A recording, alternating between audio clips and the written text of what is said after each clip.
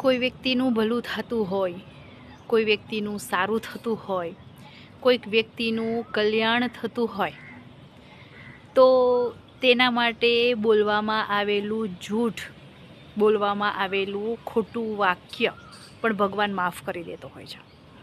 પરંતુ તેના માટેની શરત માત્ર ને માત્ર એટલી છે કે કોઈ પણ કાર્ય પાછળની આપણી ભાવના શુદ્ધ હોવી જોઈએ, આપણી લાગણી સાચી હોવી જોઈએ, તો અને તો જ ભગવાન માફી આપતો હોય છે. આવી જ એક વાત મારે તમારી સાથે શેર કરવી છે. એક ગૃહસ્થના ઘરે શુભ પ્રસંગ હતો અને આપણને સૌને ખબર છે કે શુભ પ્રસંગની શરૂઆત ગણપતિ દાદાની સ્થાપનાથી થતી હોય છે. બધી જ સામગ્રી છે ગોર મહારાજની સામે, બ્રાહ્મણની સામે મૂકવામાં આવે છે, સિવાય કે ગણપતિ દાદાની મૂર્તિ. હવે જે ગોર મહારાજ હતા એ ખૂબ જ્ઞાની હતા, એટલા માટે નૈવેદ્ય માટે જે ગોળ આપવામાં આવ્યો હતો એ ગોળમાંથી ગણપતિજીની મૂર્તિ બનાવે છે અને તેની પૂજા કરવામાં આવે છે, ધૂપ દીપ કરવામાં આવે છે.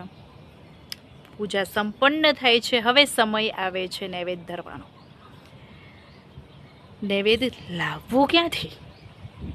એટલા માટે ફરીવારે પોતાની બુદ્ધિનો ઉપયોગ કરે છે અને જે નૈવેદ્ય માટે આપવામાં આવેલો જે ગોળ હતો તેમાંથી ગણપતિ દાદાની મૂર્તિ બનાવી હતી, એ મૂર્તિમાંથી જ થોડો ગોળ કાઢી લે છે અને નૈવેદ્ય ધરે છે. યજમાનનું કાર્ય વિના વિઘ્ને સરસ મજાની રીતે સંપન્ન થઈ જાય છે, પૂર્ણ થઈ જાય છે. રાજી ખુશીથી એનું કાર્ય છે એ પરિપૂર્ણ થઈ જાય છે.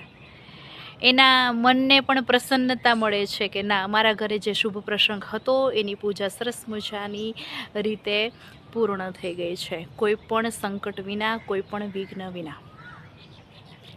આ બધા પાછળનું કારણ શું હતું ખબર છે?